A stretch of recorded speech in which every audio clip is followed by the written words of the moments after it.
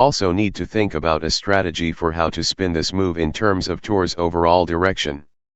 I would guess that we don't want to loudly declare war on China, since this only harms our goals, he wrote to the director of OTF parent company USIM.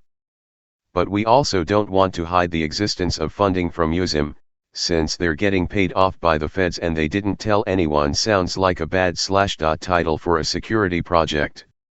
Is it sufficient just to always talk about Iran, or is that not subtle enough? The wording of this email suggests Stingledine views Tor as a US government weapon aimed at its enemies, and not as a neutral and independent privacy project, but was searching for a way to present it as such. The director of USIM reassured him, responding that his organization would do any spin you want to do to help preserve the independence of Tor.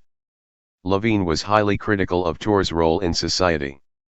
Tor is a military contractor that makes software for the US government. They're an anarchist Lockheed Martin, they give the US government offensive capability on the internet. Of course, they are not making missiles, but they are making cyber weapons for Washington, he told Mint Press. American agents use the browser to communicate. Ironically, the influx of new users actually helps them disappear into the crowd. Without the hackers, drug dealers, cyberpunks, crypto enthusiasts, political activists, and privacy-minded individuals using it, the identities and locations of US agents would become obvious to foreign states monitoring online activities. In other words, when you use Tor, you're helping the CIA. Does Tor or Signal's proximity to American intelligence mean that their products are fundamentally compromised?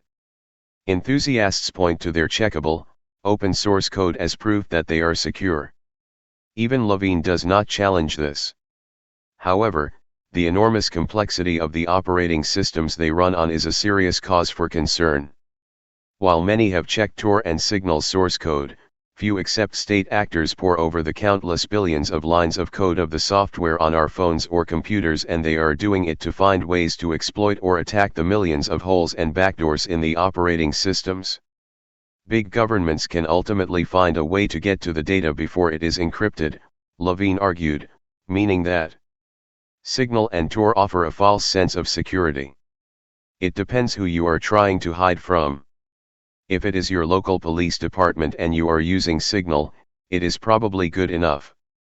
But if you are engaged in some kind of political protest building, organizing and challenging state power on some level, I would not be dependent on Signal to do it.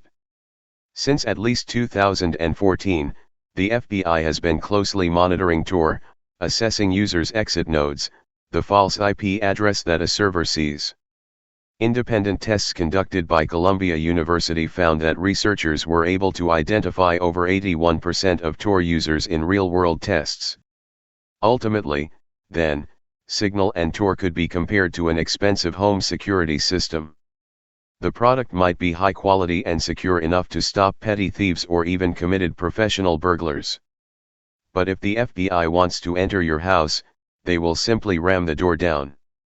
On a fundamental level, I don't think that privacy exists, Levine said. To think that, as a regular consumer, you can take on the state with some app that you download for free. It's just ridiculous. It's a joke. A dubious endorsement. Unfortunately, both Signal and Tor have developed large and devoted followings, being used the world over and endorsed by groups like the Electronic Frontier Foundation, EFF, and high-profile privacy advocates. The problem with Signal is not the technology, it is the marketing behind it. It has this cachet of being radical anarchist software that is backed by people like Edward Snowden. It has cultural capital, Levine told Mint Press. They have created a cult of security around this app that does not exist. Not just for Signal, but for any other app. Perhaps more worryingly, the Electronic Frontier Foundation has also heartily endorsed the OTF, stating that the organization has earned trust over the years through its open source ethos, transparency, and a commitment to independence from its funder, USAGM. OTF's funding is focused on tools to help individuals living under repressive governments, EFF adds. Unfortunately, The EFF is fundamentally intertwined with the national security state itself, with several of its staff serving on the OTF Advisory Council. In the 1990s, the EFF collaborated with the FBI to pass the so-called Let's Just Wiretap Everyone bill, rewriting the Bureau's draft legislation to make it sound more palatable to the public. That bill became the basis for a great deal of the FBI's continuing invasive online surveillance. The OTF has also sponsored a number of EFF projects. Mint Press contacted the EFF for comment, but did not receive a reply. A concealed weapon in the global cyber war. While at face value Tor and Signal may be robust, the fact that significant parts of the Internet freedom and anti-surveillance movement are intertwined with the U.S. national security state does seem an absurd contradiction. The NSA lied for years, even under oath, that it was not spying on Americans. In reality, it was collecting reams of data on just about everyone. The US was even intimately surveilling its closest international allies, such as German Chancellor Angela Merkel. Given such a history, what could possibly be done to assuage fears that a similar operation is not currently being executed? While the OTF presents itself as independent Internet freedom activists, their funding, staff, history and choice of targets all point to the conclusion that they are a digital weapon being used against Washington's enemies. Thus, their talk of freedom of information is reminiscent of discussions about free markets. Freedom of information is currently being championed by the government that dominates and controls the Internet and is in a position to use that leverage to carry out its international ambitions.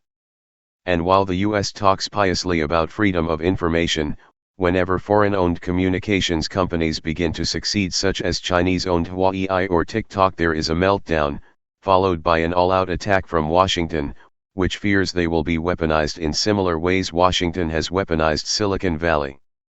A silent war is being waged for control of cyberspace. And in war, truth is always the first casualty.